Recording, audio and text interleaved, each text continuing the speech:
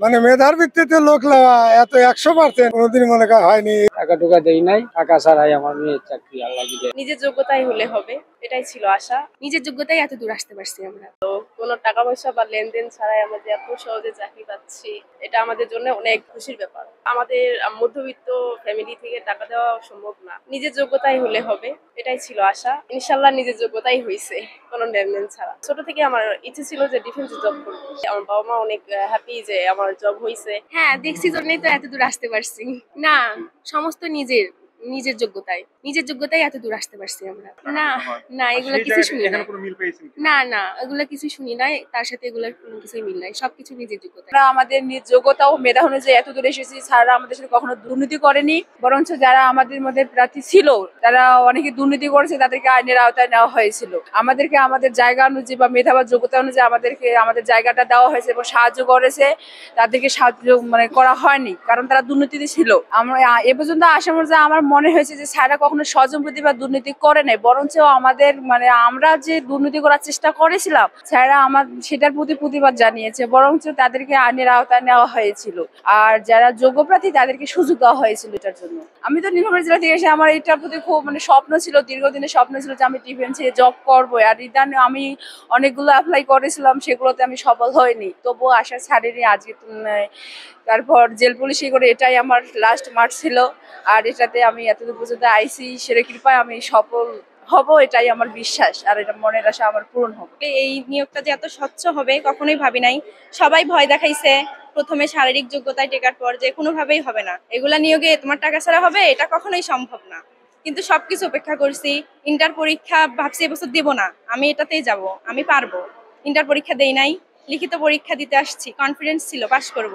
70 মার্কের পরীক্ষা দিছি, আলহামদুলিল্লাহ আমার বিশ্বাস যে আমি 60-এর মতো পাইছি। বাবা হঠাৎ করে রাতে একদিন ফোন দেখতেছি যে রেজাল্ট আসছে, কোনো দিকে তাকাই নাই, শুধু আমার রেজাল্টটা খুঁজতেছিলাম। আগে আমারটা দেখি, তারপর অন্যদেরটা দেখবো। পরে দেখি যে আমার রেজাল্ট আসছে। আব্বু বলতেছে ভালো করে মিলাও, এটা তুমি। পরে আব্বু আমাকে জড়ায় ধরে কান্না করা শুরু করে দিছে যে আমি পারি নাই পুলিশে, কিন্তু আমার মেয়ে বাংলাদেশ জেলের একজন গর্বিত সদস্য হইতে পারছে। আমার বংশের মধ্যে আসলে খুবই লো বংশ যেটাকে বলে, কোনো সরকারি চাকরিজীবী নেই, সবাই গার্মেন্টস করে। এবং আমার ছোট চাচাতো ভাই বোন সবাই মূর্খ, একমাত্র আমি পড়াশোনা করছি, সব ছেড়ে দিয়ে পড়াশোনা করছি। আলহামদুলিল্লাহ আমার বাবা অনেক খুশি যে আমি পারি নাই, আমার সন্তানরা অন্তত প্রতিষ্ঠিত হইতে পারছে। আমার বাবা এখন আসলে যে কতটা খুশি হবে আমি বুঝাইতে পারবো না। মনের মধ্যে ভালো অনুভূতি হচ্ছে, কারণ অনেক কষ্টের পর এই চূড়ান্ত পর্যায়ে আসতে পেরেছি। জীবনে অনেক ঝড়ঝাপটা অতিক্রম করে এই হাতে আসছি। কারণ অনেক একটা মেয়ের জীবনে এত দূর আসা একটা অনেক ভাগ্যের ব্যাপার। কারণ আমরা মেয়ে মানুষ তো বেশি দিন পরিবার রাখে না, বিয়ের জন্য চাপ দেয়। অনেক কষ্টের পর আমি এই জায়গায় এসেছি, একমাত্র আমার মায়ের ইয়ার জন্য আমি এখানে আসতে পেরেছি। কারণ আমাদের পরিবারে অনেক আমাদের ইয়া করে, সেই জন্য আমার মায়ের ইচ্ছা যে আমি যেন কোনো সরকারি কাজে নিযুক্ত হয়ে নিজেকে প্রতিষ্ঠিত করে তাদের মুখ উজ্জ্বল করি।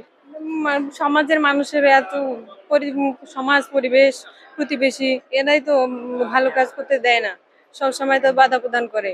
তাদের জন্যই আর কি বিয়ে নিয়ে অনেক বলে যে মেয়ে বড় হয়েছে বিয়ে দাও না কেন, পরিবারের অনেক বোঝা, বাবা মায়ের উপর অনেক চাপ পড়ে।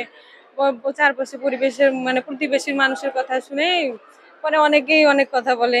পরে আমি অনেক বুঝাইয়া তাদেরকে বলছি যে আমি দেখি আল্লাহ যদি রিজেকে রাখে তাহলে আমি একদিন আমার লক্ষ্যে পৌঁছাতে পারবো। না না না, আমি কাউকে ঘুষ দেইনি। আমার মেয়ে সহ সকল মেয়েরাই মেধার ভিত্তিতেই চাকরি পাইছে। এর জন্য আমি এই নিয়োগ বোর্ডের চেয়ারম্যান স্যারকে অনেক অনেক ধন্যবাদ জানাই।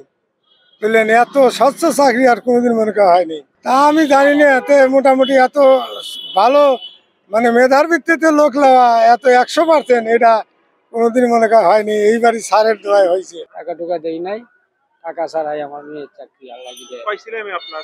এই 2 মেয়ে 1 ছেলে। আচ্ছা, এই মেয়েটাই ছোট। মেয়েটা ছোট। অনেক আমি ধন্যবাদ দিচ্ছি, চাকরি পাইলে আমার ছেলেও খুব খুশি হবে, আমিও খুব খুশি হব।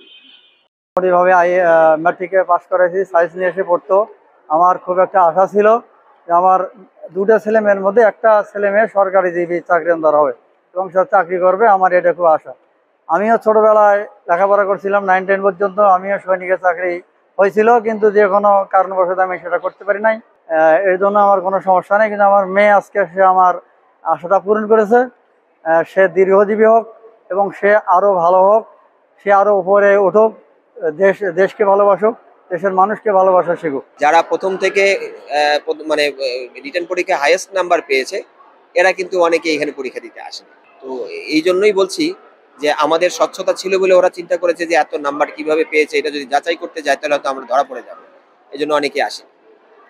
ভাইবা পরীক্ষার্থেও আমরা কিন্তু যারা দিতে আসছে এদের মধ্যেও আমরা 10-20 জনকে 2 দিনে 20 জনকে আমরা আটক করেছি, যারা হলো আপনার প্রক্সি পরীক্ষা দিতে এসছে। অর্থাৎ আবেদনকারী মাঝখানে যে প্রক্রিয়াটা ছিল রিটার্ন পরীক্ষা আরেকজন দিয়েছে, ভাইবা দিতে আসছে আরেকজন, অথবা এরকমও হয়েছে ওইটা পরীক্ষা দিয়েছে একজন আর ভাইবা দিতে এসছে আরেকজন। এই প্রক্রিয়াগুলোর কারণে কেউ কোনো সুযোগ পায়নি। আর প্রথম যে বিষয়টা হয়েছে সেটা হলো যে আমরা কোনো তদবির শুনিনি, কোনো প্রকার তদবিরে যায়নি, কোনো প্রকার অবৈধ লেনদেন হয়নি, এবং তার প্রত্যেকটা দিন আমরা তাদেরকে মেসেজ করেছি যে কারোর সাথে লেনদেন করবেন না, কারোর সাথে কোনো প্রকার যোগাযোগ করবেন না।